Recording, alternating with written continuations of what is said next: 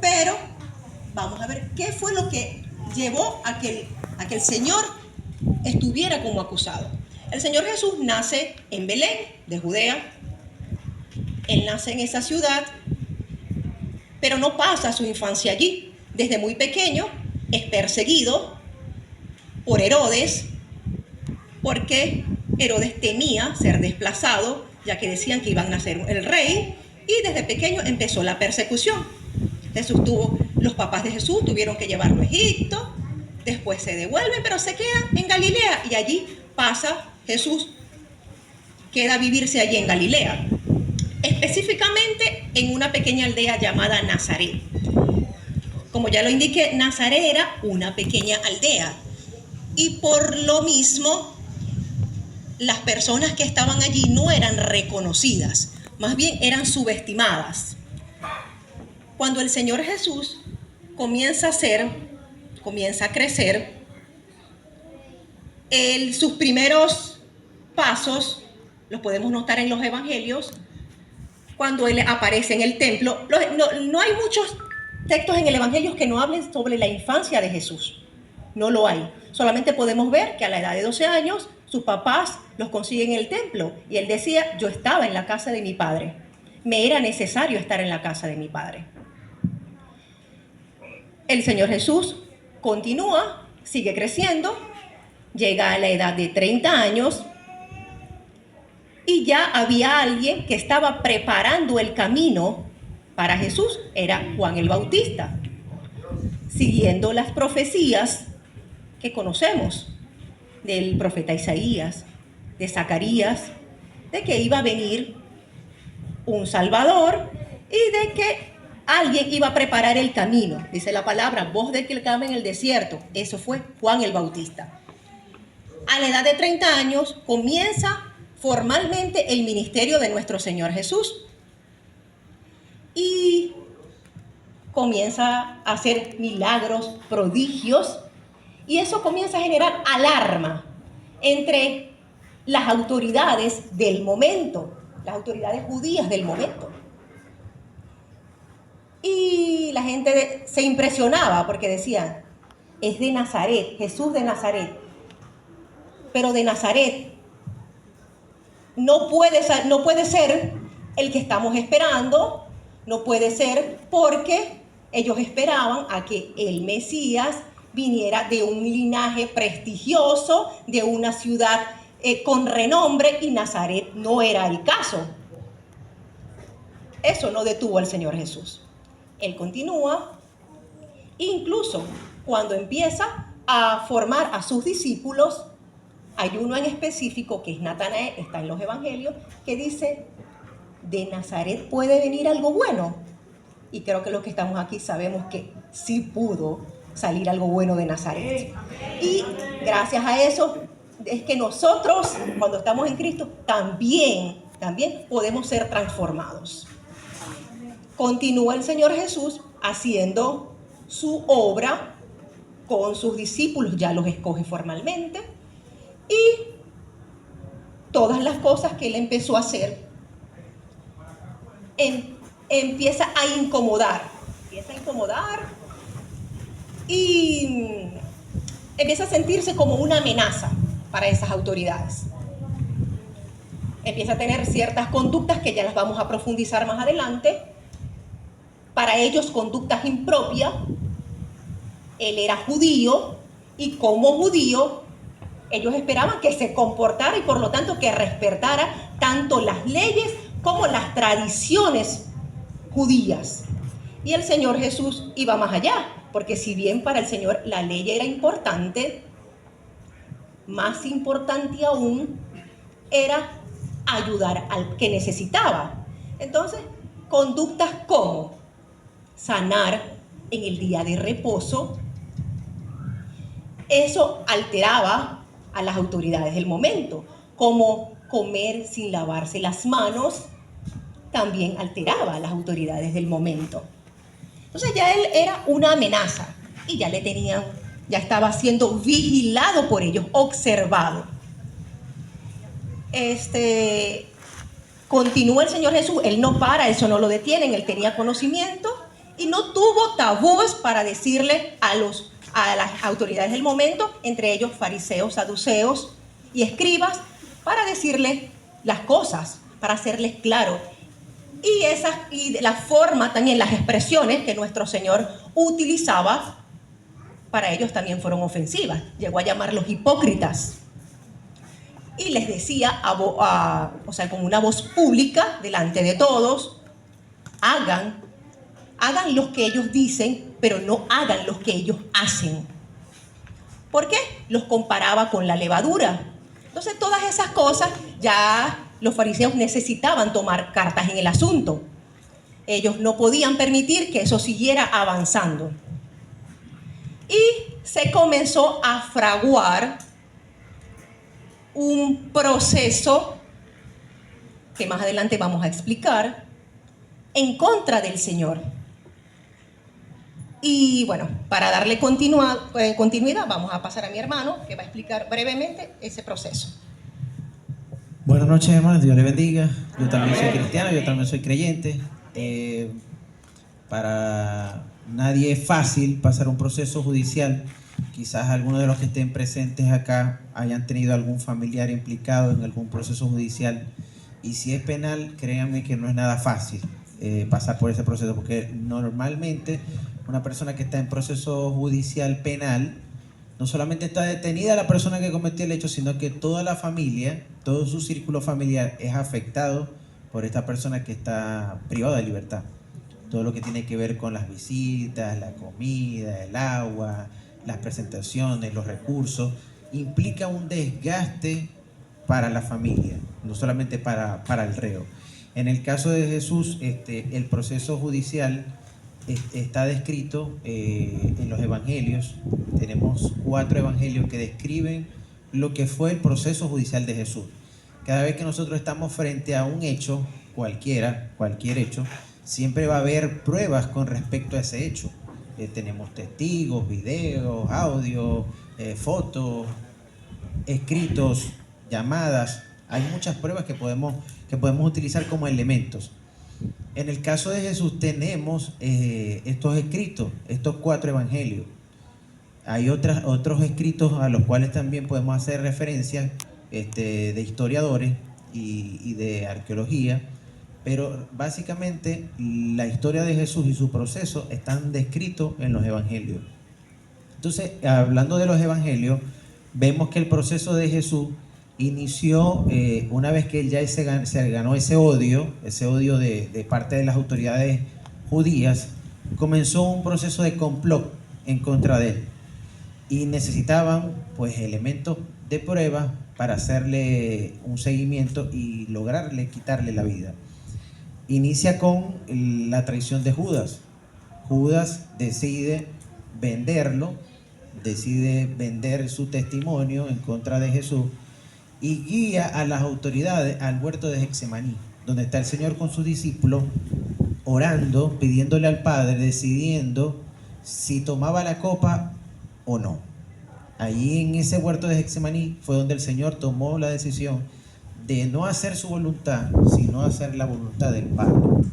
Una vez que él decide hacer la voluntad del Padre, el Señor no tuvo apoyo de sus discípulos, ni en oración, ni tampoco al momento de su aprehensión, sino que por el contrario, cuando llegan a detenerlo, llega Judas con una comitiva compuesta por sacerdotes, compuesta por escribas, por alguaciles. Llegan al huerto de Getsemaní, salen a detener a Jesús, como él lo dijo en su declaración, como si fuera un malhechor. Lo detienen, se lo llevan detenido, los discípulos salen huyendo y se lo llevan. Y comienza el proceso de Jesús. El proceso tuvo dos vertientes, una frente a las autoridades judías y otra frente a las autoridades romanas. De allí se lo llevan a las autoridades judías, a la casa de Anás. Ahí es interrogado, golpeado, vejado, humillado. Y una vez que termina Anás con él, lo llevan a la casa de Caifás. Es en ese proceso de interrogación de Jesús, o preliminar de Jesús, donde Pedro había llegado a ese patio donde estaba siendo Jesús interrogado y producto del frío estaba acercándose a la fogata y Pedro es confrontado y le dicen que él andaba con Jesús también. Y de hecho uno de los familiares de la persona que le había cortado la oreja lo reconoció y Pedro negó y hasta llegó al punto de maldecir. Y allí negó el Señor, Pedro al Señor Jesús. En ese patio fue donde escupieron al Señor, donde le golpearon la cara, donde el sumo sacerdote Caifás, según supuestamente los elementos que le presentaron, consiguió al Señor Jesús culpable de blasfemia. Una vez que termina ese proceso que ellos instauraron en contra de Jesús amañado, con muchas trampas, muchos vicios, ellos lo llevan a las autoridades romanas. Al día siguiente lo llevan a las autoridades romanas, lo llevan ante Pilato, buscando que Pilato le aplique una pena de muerte a Jesús, pero no lo presentan con las mismas argumentaciones ni cargos que tenían ellos en el Sanedrín, que era el tribunal de ellos, sino que le cambian los cargos a Jesús en el proceso judicial ante las autoridades romanas, y comienza el proceso ante Pilato. Pilato, al hacer interrogatorio a Jesús, se percata que Jesús es de Galilea, y como era de Galilea, le correspondía la jurisdicción a Herodes, y él remite el caso a Herodes, que es el que tenía que conocer el caso de Jesús. Es como decir que se cometió un delito en Caracas, yo no puedo venir ante los tribunales de Maracaibo a acusar a la persona y pretender que se juzgue por aquí, sino que si se cometió allá, el juez competente es el de allá. Entonces hay muchas cosas que entran en juego al momento de determinar la jurisdicción, pero aquí en este caso de Jesús, Pilato fácilmente determinó que él no era el competente y lo remitió a Herodes. Herodes estaba contento que Jesús le llegara porque Herodes sí conocía a Jesús. Pilato no lo conocía, pero Herodes sí lo conocía porque era de su región y estaba muy entusiasmado porque quería ver algún milagro de Jesús. Él estaba emocionado y le hizo muchas preguntas a Jesús y quería que Jesús hiciera algún tipo de señal, pero Jesús no respondía nada. Y al final del interrogatorio y al final de todas las acusaciones que hicieron los líderes judíos que lo habían traído ante Herodes también, Herodes determinó que no había conseguido nada que conllevara alguna sanción y remitió el caso a Pilato nuevamente. Ellos dos, Herodes y Pilato, eran enemigos, hasta ese momento eran enemigos, y dice la Biblia que producto de ese hecho, de lo que se le hizo a Jesús, ellos se hicieron amigos nuevamente. Él remite el caso a Pilato y Pilato vuelve de nuevo a revisar el caso de Jesús, y al final de la segunda revisión, él sabía que los judíos habían presentado a Jesús ante él porque le tenían envidia, porque estaban envidiosos de Jesús.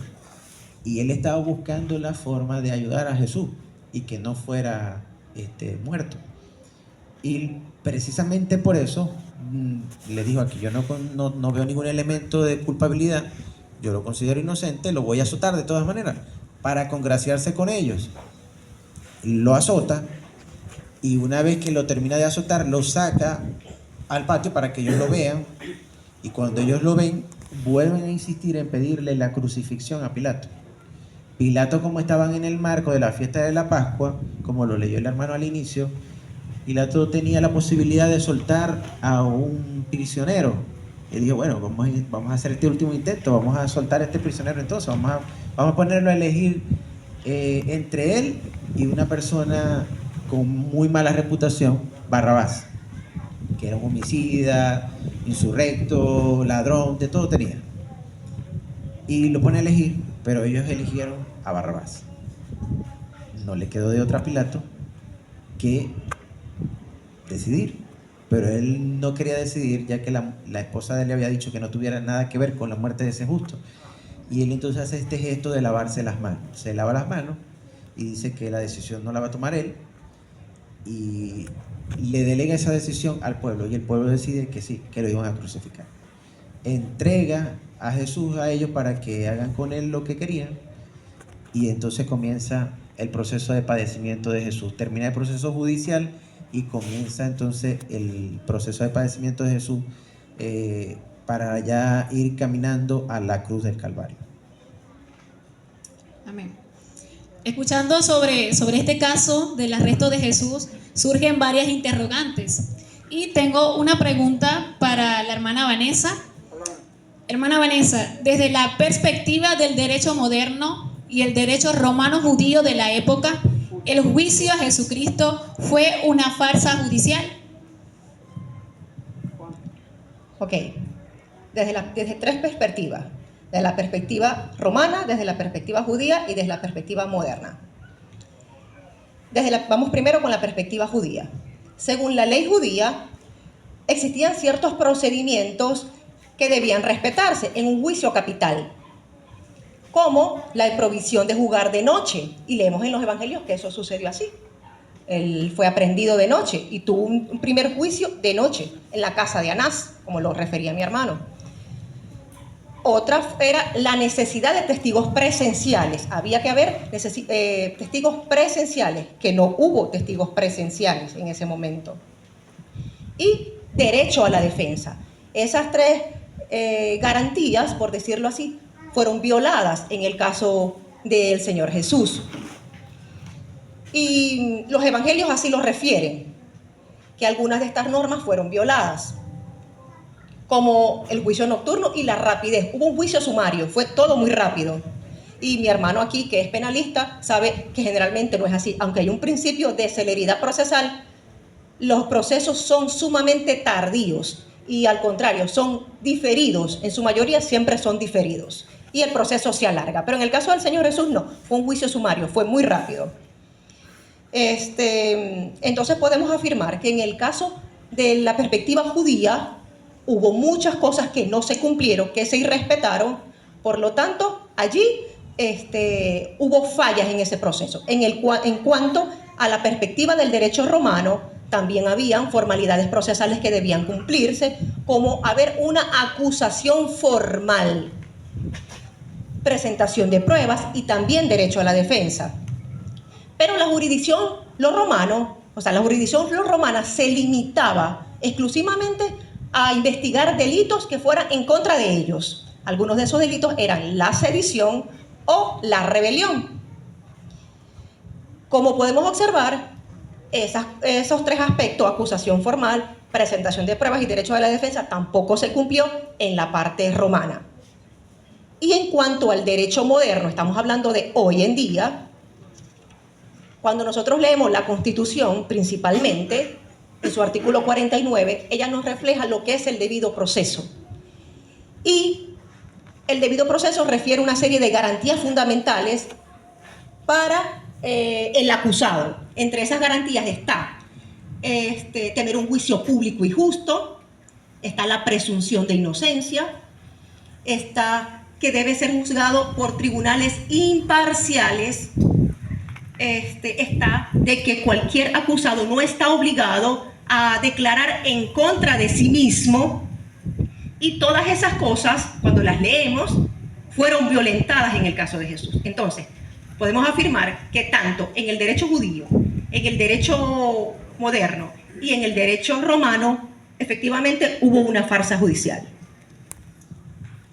De acuerdo a esta respuesta, podemos ver que se violaron varias garantías. Hermano Daniel, ¿qué otras garantías fundamentales se violaron durante el proceso? Durante el proceso de juzgamiento de Jesús hubo varias irregularidades. La más fuerte en el tribunal de judíos, el Sanedrín, era el juez imparcial. ¿Por qué? Porque allí en el caso de Jesús, ¿quiénes eran los enemigos de Jesús? Eran precisamente los que pertenecían al Sanedrín. O sea, Anás, Caifás, los fariseos, los saduceos, los escribas, toda la comitiva que formaba parte de este Sanedrín, que eran 70 personas aproximadamente, eran enemigos de Jesús. De hecho, la Biblia dice que Jesús profetizó que él iba a ser entregado por sus enemigos. O sea, que habla de que esta gente que lo estaba jugando eran enemigos de Jesús. Y para que un juez sea imparcial, no debe tener interés en el proceso. No debe tener ni amistad ni enemistad con la parte que está siendo jugada. Y en el caso de Jesús, estos jueces tenían interés directo en el proceso y eran enemigos de Jesús, y era algo público y notorio, porque en todo el ministerio de Jesús ellos habían estado buscando un motivo para matarlo y siempre lo contradecían y siempre le ponían tentaciones, trampas para hacer que Jesús incurriera en alguna falla. Entonces eran personas que tenían interés en el proceso. Como dice la hermana, no tuvo derecho a la defensa. ¿Por qué? Porque a Jesús no se le permitió contrainterrogar. Cuando una persona era procesada en el Sanedrín, la persona que estaba como acusador tenía que exponer delante de él quién había sido el testigo estrella, vamos a decirlo así, del caso de Jesús. Judas. Él había sido el testigo estrella. Y no hay una descripción en los evangelios donde se presente a Judas declarando frente a Jesús. En ninguna. Porque dejaron de contar con ese testigo estrella. Ya no lo tenían. Entonces no le permitieron a Jesús contrainterrogar a la persona que le estaba acusando. La persona tenía que exponer su caso frente a las autoridades, a ellos, y una vez que expusieran el caso, Jesús le podía preguntar, se podía defender y le podía preguntar. Eso no se dio en este proceso. La presunción de inocencia, a Jesús se le trató como culpable. La presunción de inocencia es que me tienen que presumir culpable, inocente. Yo soy inocente hasta que demuestren lo contrario. A Jesús no, a Jesús se le trató como culpable. Desde el inicio ya Jesús era culpable y ya Jesús estaba condenado desde el inicio. Entonces no hubo presunción de inocencia. Esa es otra garantía que también se violó en el proceso de Jesús. No hubo reconocimiento de la presunción de inocencia. Como dijo la hermana Vanessa, el juicio de Jesús se hizo en la noche, en el caso del Sanedrín. El caso del Sanedrín se hizo en la noche. Ellos, por la ley judía, no podían hacer el juicio en la noche, tenían que esperar al día siguiente, porque los juicios eran públicos, y allí eso fue un juicio prácticamente privado, donde no había acceso a nadie. La forma en que lo detuvieron también fue irregular, porque fue de noche. Entonces allí ya partimos mal. Si un caso penal inicia con un procedimiento viciado, ya el fundamento de cualquier decisión no va a tener asidero. No puede ser tomado un procedimiento penal como válido si su inicio está viciado. Hay una teoría llamada la teoría del árbol envenenado. Si el inicio del procedimiento está viciado, todo lo demás que se desprenda de él, todos los frutos, es decir, todos los actos que vienen, están viciados. Supongamos que detienen a alguien por contrabando de cigarrillos de cigarrillo y droga. Tiene cigarrillo y droga. Entonces lo detienen. Pero al momento de practicar la detención, en vez de colectar la evidencia, es decir, hacer una cadena de custodia y dejar constancia de la evidencia, los funcionarios se roban la evidencia. La desaparecen. Y presentan a la persona en el tribunal penal sin evidencia. Y la evidencia, no la quemamos. La quemamos porque como era droga y la droga se destruye al final de cuentas, y el cigarro también es dañino para la salud, entonces destruimos la evidencia. ¿Qué va a hacer el juez con esa persona? Pues tiene que darle la libertad. ¿Por qué? Porque no puede tomar como base un vicio que cometieron los funcionarios para fundamentar su decisión. Eso fue lo que sucedió en el caso de Jesús. Ese procedimiento desde el inicio estuvo viciado, estuvo amañado. Comenzando de que el testigo estrella que ellos tenían, ¿por qué quería testificar? A ver, ¿quién me dice por qué quería testificar Judas? ¿Alguien que me diga por qué iba a testificar Judas? Por el dinero. Es decir, que el testigo estaba sobornado. Entonces, todo el procedimiento que hicieron los ancianos en el Sanedrín estaba viciado. Entonces, se violaron todas esas garantías fundamentales en el proceso de Jesús. Entonces, ¿podemos decir que hubo falta de pruebas y parcialidad? Sí, en el caso de Jesús, como le estoy diciendo, lo que más se evidenció fue la imparcialidad. No hubo imparcialidad, sino parcialidad. Estaban totalmente en contra de Jesús. El objetivo de ellos desde un principio era la muerte de Jesús. Lo describen los evangelios una vez que Jesús resucitó a Lázaro y llegó la noticia a la élite de los judíos. Ellos decidieron, se reunieron y dijeron: tenemos que darle muerte a este hombre. Desde allí comenzaron a buscar la ocasión para matar a Jesús. O sea, ellos no estaban buscando hacer justicia. Ellos no estaban buscando verificar si Jesús había cometido o no una blasfemia. No, ellos estaban buscando matar a Jesús desde el principio. Ese era su plan. Entonces el proceso simplemente era algo que ellos estaban utilizando como pretexto para matar a Jesús. Pero desde el principio ellos querían matar a Jesús. Entonces no les interesaba si hubieran pruebas, si no hubieran pruebas, no les interesaba. Para que hubiera una condena por blasfemia, debía haber por lo menos 2 testigos contestes. Y allí describen los evangelios que todos los testigos se contradecían. No había correspondencia. Tenían que decir lo mismo los testigos y no decían lo mismo los testigos. Entonces no tenían pruebas en contra de Jesús. Por eso es que el sumo sacerdote busca que Jesús diga algo que lo comprometa, porque no tenía prueba. ¿La acusación contra Jesús fue religiosa o política? Hermana Vanessa.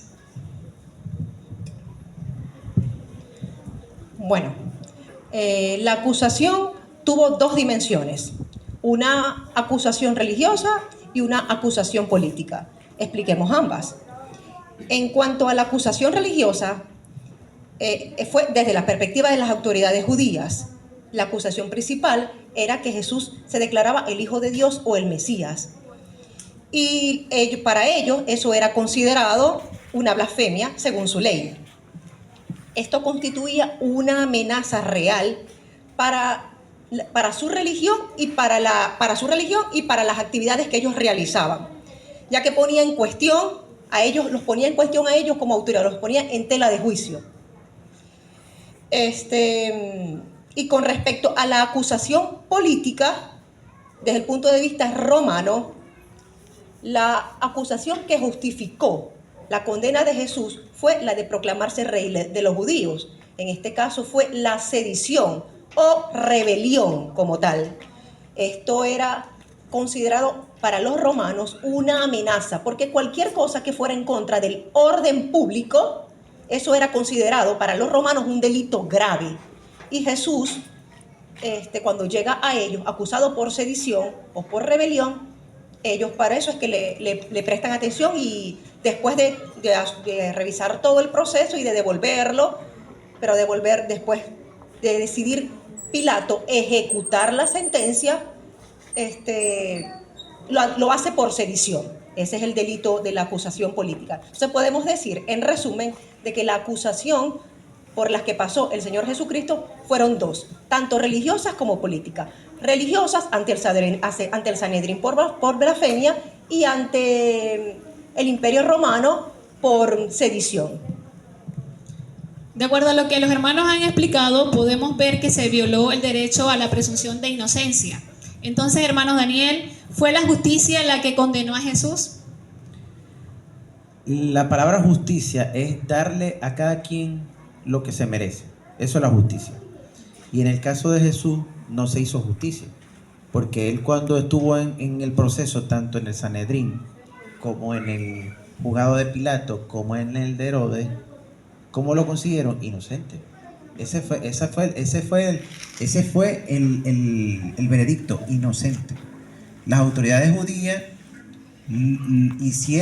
utilizaron algo que él dijo para autoincriminarlo o considerarlo culpable de blasfemia, pero realmente no estaban los elementos para que él estuviera siendo condenado por esa infracción o por ese delito, y mucho menos por sedición.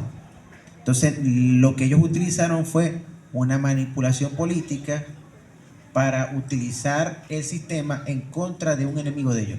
Ellos lo que querían es eliminar un enemigo, un peligro para su estatus, un peligro para su negocio. De hecho, se dice, según la tradición, se dice que Anás era el dueño y el que trabajaba con los cambistas en el templo, porque Caifás era el sumo sacerdote, pero Anás era el suegro. Entonces tenían ahí un negocio redondo, porque Anás se encargaba de los cambistas, es decir, las personas que vendían le vendían lo que iban a sacrificar las personas que vendían de muy lejos, y fijaban precios muy altos, y por eso el Señor Jesús se enoja y tumba las mesas de los cambistas. Entonces Anás precisamente era una persona que tenía interés directo en el proceso y que quería eliminar a Jesús. A él no le interesaba hacer justicia, sino utilizar el sistema para eliminar un enemigo. Entonces, por este punto, no se hizo justicia, sino más bien se cometió una injusticia en contra de Jesús. Hermana Vanessa, ¿bajo qué marco jurídico fue juzgado el Señor?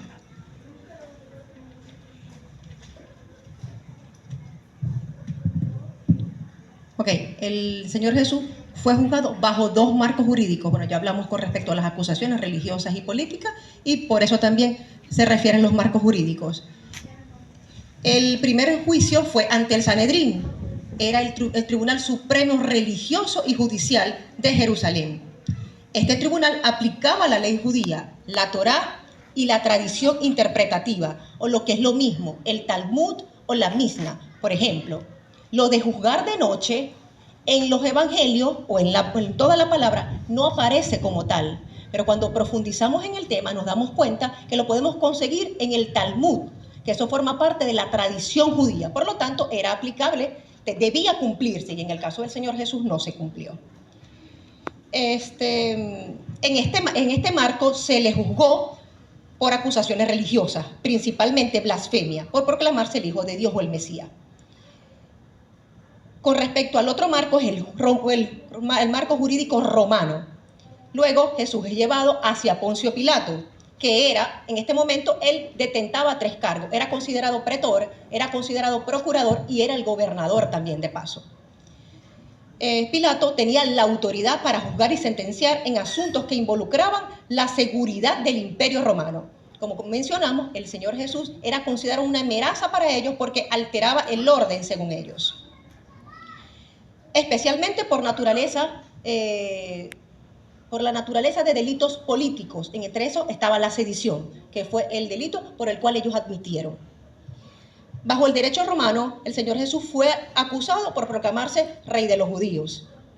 Y entonces fue en este marco jurídico por el cual se le permitió la condena a muerte. En resumen, el Señor Jesús fue juzgado bajo 2 marcos jurídicos. El marco jurídico judío y el marco jurídico romano. ¿Y cuáles fueron, hermano Daniel, los vicios procesales durante el juicio de Jesús? Ya hablamos de los vicios de violaciones a los derechos fundamentales de Jesús, pero uno de los derechos fundamentales es el debido proceso. ¿Qué es el debido proceso? Cómo se deben hacer las cosas. Es decir, la ley establece la forma en que se debe llevar un proceso. Establece lugares, tiempo, lapsos, personas que van a intervenir, y eso se debe cumplir tal cual. No puede alterarse ni siquiera el lapso, los lapsos es el tiempo que se dan para las cosas, no se pueden alterar. Entonces, si una persona, por ejemplo, es detenida el día de hoy y lo consiguen con un celular robado, Lo detienen, lo presentan en el tribunal de control, y de allí ellos tienen, desde que lo detienen, tienen 48 horas para presentarlo ante el tribunal de control. Esas 48 horas es una forma de procedimiento, o sea, está dentro del debido proceso. Los funcionarios tienen esas 48 horas para hacer las actas, para buscar todas las evidencias urgentes y necesarias que ellos tengan a disponibilidad, y levantar el procedimiento y llevarlo ante el tribunal. Él tiene que ser presentado en las 48 horas ante un juez de control de la jurisdicción, es decir, ante los tribunales penales de aquí de Maracaibo. Ese es el deber ser, ese es el proceso. Igualmente, en el caso de Jesús también hay un debido proceso, y el debido proceso de Jesús no se cumplió así, porque ellos tenían que esperar que fuera de día. Ellos hicieron la aprehensión en la noche. No tenían que hacerla en la noche, tenían que hacerla en el día. Llevaron el interrogatorio a solas, no tenía que ser así, tenía que ser ante todo el concilio del Sanedrín, y de día. No lo hicieron bien tampoco, también una violación al debido proceso. Tenían que permitirle a Jesús defenderse, contrainterrogar, dialogar con el que estaba acusando. Eso tampoco se hizo así. Entonces, ahí vemos una serie de irregularidades en el proceso. En la forma que se tenía que hacer, no se hizo. Los testigos también tenían que ser testigos que concordaran y recibieron testimonios que se contradecían. Todas esas violaciones afectan el proceso, es decir, la forma en que se debió hacer. Igualmente, en el procedimiento romano también hubo vicios. ¿Por qué? Porque Jesús fue llevado ante Pilato. Pilato revisó la jurisdicción y dijo: no me corresponde a mí, le corresponde a Herodes. Fue hasta donde Herodes. Herodes revisó el caso y Herodes lo consiguió inocente. Herodes no lo quiso condenar. Herodes dijo: es inocente. Pero como quería congraciarse con Pilato, se lo regresó. Pero ya él había sido juzgado. Ya él fue juzgado por Herodes y fue declarado inocente. Por eso es que cuando se lo llevan a Pilato, Pilato dice: pero es que yo no conseguí nada, y Herodes tampoco. Era inocente. El deber ser, o sea, el procedimiento era darle la libertad a él. Herodes debió darle la libertad, pero no lo hizo, sino que lo envió de nuevo a Pilato, violando el proceso, porque así no se tenía que hacer las cosas. Se lo presentan otra vez a Pilato, y Pilato continúa arrastrando el error y termina crucificando a Jesús. Entonces quiere decir, hermana Vanessa, que se violó el derecho a la presunción de inocencia. Ok. Bueno, efectivamente sí fue violado el derecho a la presunción de inocencia, pero quiero hacer una aclaratoria aquí. La presunción de inocencia no es lo mismo al derecho a la autoincriminación, no es lo mismo. El derecho de la autoincriminación, tal como se entiende hoy en el derecho moderno, implica que una persona no está obligado a declarar en contra de sí misma. Y tampoco a proporcionar pruebas que le ayuden a su propia condena. Este principio es una garantía procesal en cualquier debido proceso. En el contexto específico de Jesús de Nazaret, desde la perspectiva histórica y judicial de la época, en el juicio ante el Sanedrín, que era el tribunal judío, según los relatos evangélicos, Jesús fue interrogado y se le preguntó directamente si él era el Mesías o el Hijo de Dios. Jesús respondió afirmativamente. Él dice: tú lo has dicho. En este sentido, se puede decir que Jesús hizo una declaración que fue utilizada en su contra para acusarlo de blasfemia. Sin embargo, no hay evidencia clara de que se le obligara a declarar en su contra. En el derecho judío de la época, la formalidad y garantías procesales no eran iguales a las del derecho moderno. Entonces, el principio de la autoincriminación no estaba claramente definido. Lo que sí podemos observar es que cuando al Señor Jesús le hacen la pregunta, el Señor Jesús responde afirmativamente. En ningún momento en los evangelios relata que lo azotan obligándolo a que él responda. No, los azotes vinieron después. El maltrato vino después. Pero él respondió voluntariamente. No hubo ningún tipo de presión. Por lo que podemos afirmar es que actualmente el derecho, como se considera el derecho de la autoincriminación, que una persona no puede declararse en su contra, podemos decir que en aquel momento no se le violó al Señor Jesús ese derecho porque no hubo violencia para que él confesara algo, no la hubo hasta ese momento, al momento de la pregunta. Lo que sí podemos decir es que la presunción de inocencia sí fue violada desde el principio. Eso sí es otra cosa. Cuando Pilato hace la sentencia contra Jesús y se lava las manos, ¿qué valor jurídico tiene el lavarse las manos, hermana Vanessa?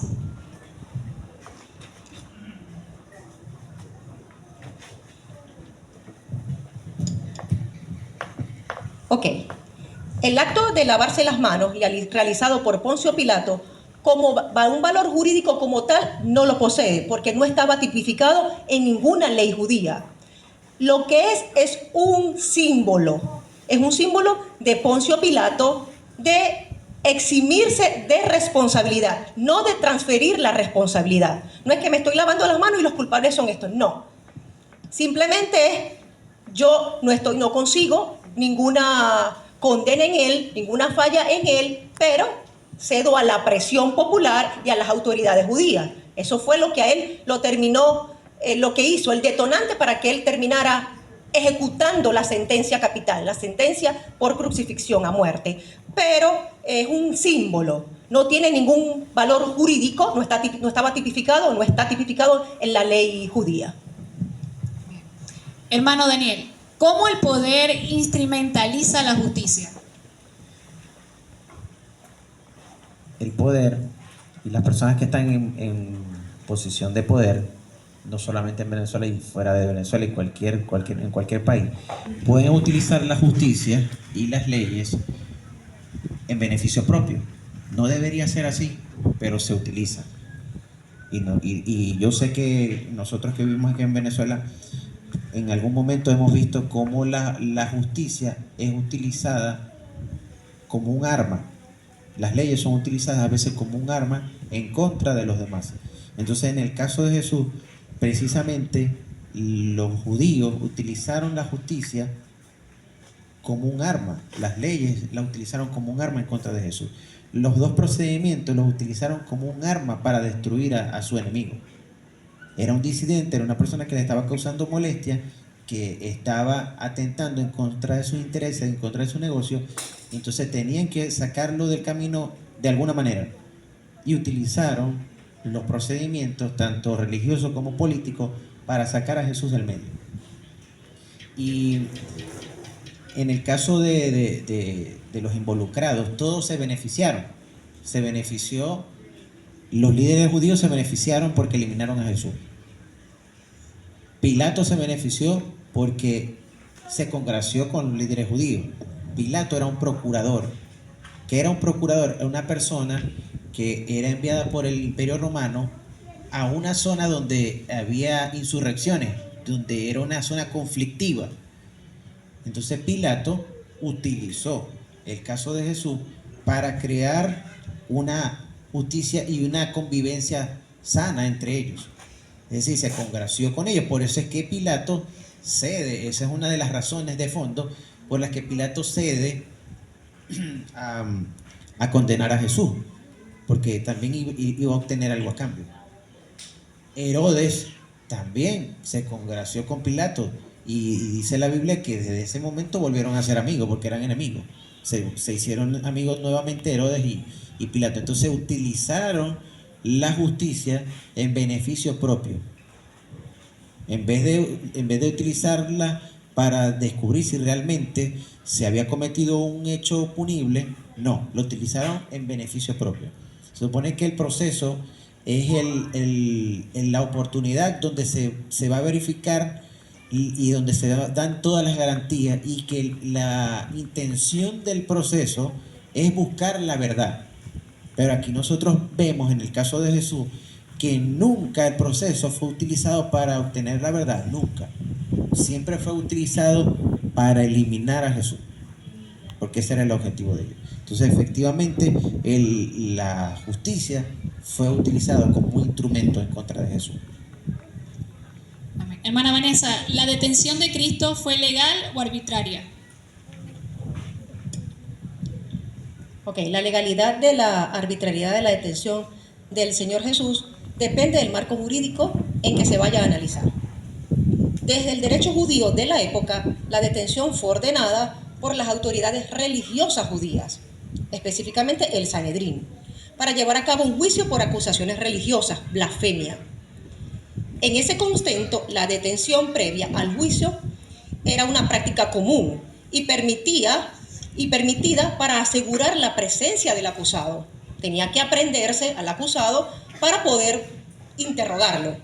Por lo tanto, dentro del marco del derecho y procedimiento judío, la detención podría considerarse legal, aunque algunas irregularidades procesales posteriores cuestionan la justicia de ese procedimiento.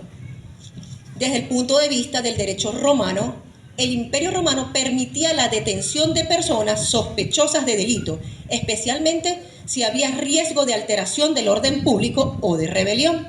Jesús fue detenido de noche en el huerto de Getsemaní por un grupo armado enviado por las autoridades judías, con la colaboración de soldados romanos. Desde la óptica romana, la detención de un presunto rebelde pudiera provocar disturbios, eso era legal.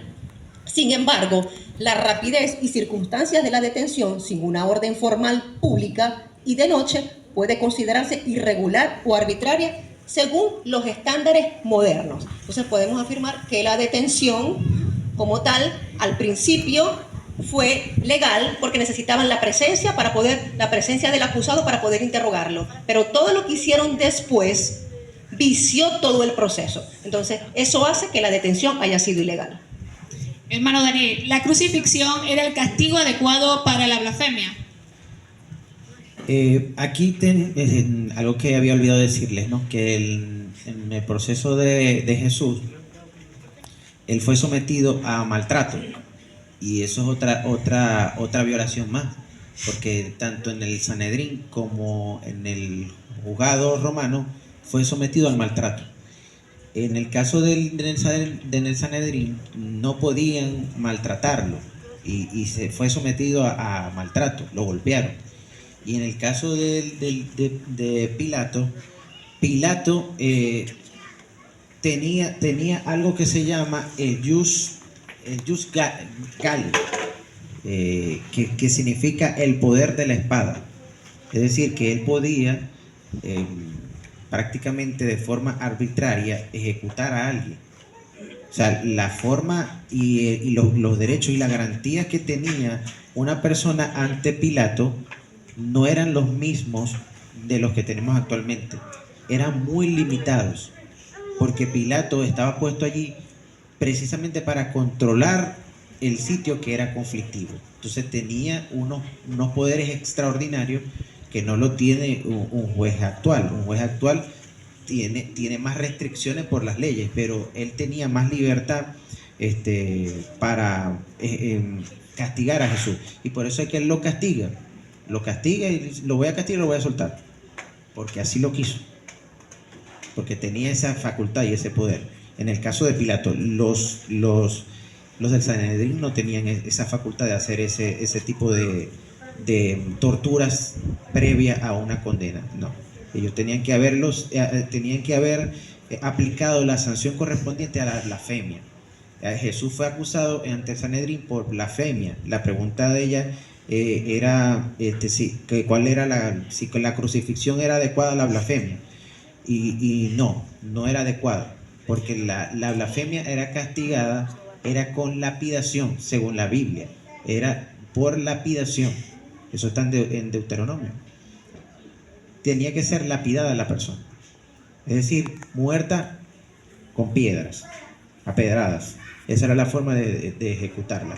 La crucifixión era una pena que solo podía imponer el Imperio Romano, porque era una pena capital y por ciertos tipos de delitos, como por el que presentaron a Jesús ellos, porque ellos buscaron que fuera un delito donde la pena correspondiente fuera la crucifixión, y el delito era el de sedición, que ese sí era un delito que la pena capital era la crucifixión.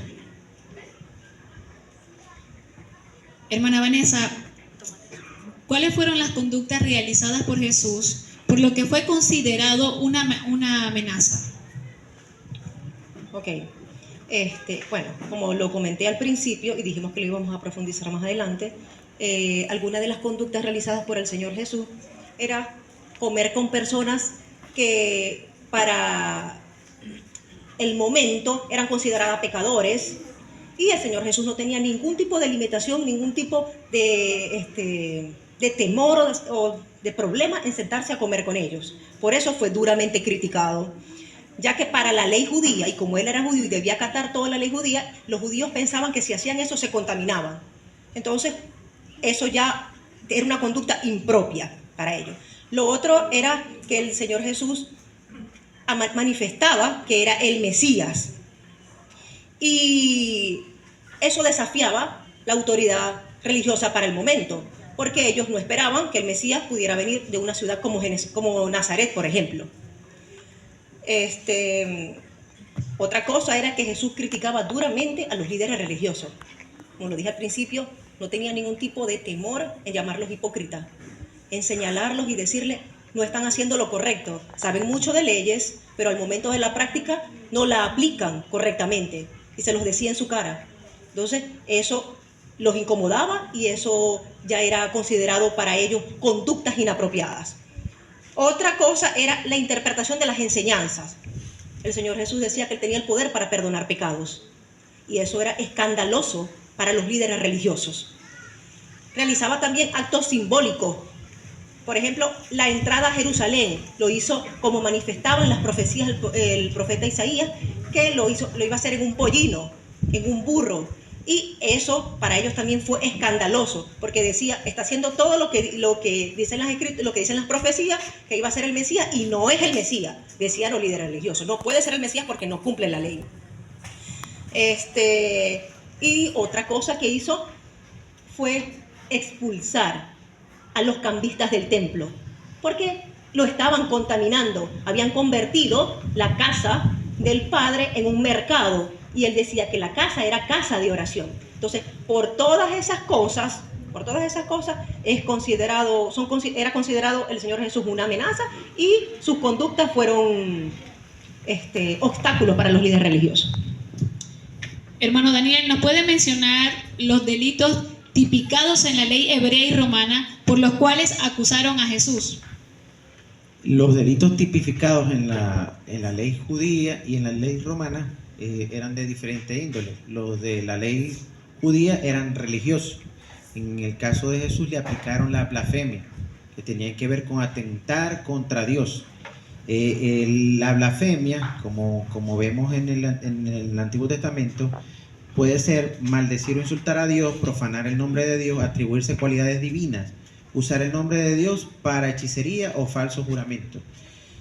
Ellos se estaban yendo por el número 2, el número 3, atribuirse cualidades divinas. Por allí era que ellos estaban tratando de culpar a Jesús de blasfemia, pero no consiguieron testigos. Y es allí el asunto. O sea, ellos estaban acusando a Jesús de un cargo, pero que nunca lo demostraron. Y por eso es que el sumo sacerdote le hace a Jesús una pregunta, y Jesús responde y le dice: tú lo has dicho. Dice: ya lo escucharon. Ya él dijo que era divino, o sea, que tenía que ver con la divinidad, que era hijo de Dios. Entonces, por tanto, es una blasfemia. No tenían pruebas y estaban buscando sacarle a Jesús información, sacarle a Jesús algo que lo incriminara. En el derecho venezolano, como les dije al principio, se presume que la persona es inocente hasta que se demuestre lo contrario. Pero hay derechos como el norteamericano, la anglosajón, que la persona, no sé si lo han escuchado en las películas, todo lo que diga puede ser utilizado en su contra. Bueno, esa era la política que estaba aplicando Caifás, que todo lo que dijera Jesús lo utilizaba en su contra. Y realmente no podía hacer eso porque él tenía derecho a defenderse. Su declaración siempre es un medio de defensa. Y nunca le presentaron los denunciantes, nunca le presentaron los testigos que dijeran que él había blasfemado, sino que de sus propias palabras sacaron para condenarlo, utilizando las propias palabras de Jesús. Entonces ese fue uno de los delitos que se le puede aplicar a Jesús, la blasfemia. El otro delito que se le puede aplicar es la sedición. La sedición, en el caso de la ley romana, tenía unos elementos específicos que tenían que darse. La persona tenía que ser un líder público, que tuviera seguidores, que sus doctrinas pudieran cambiar el comportamiento de sus seguidores y que estuviera llamando a una insurrección, a una rebelión en contra de los romanos. Eso era el delito que le estaban imputando a Jesús, porque como tenía seguidores, como ese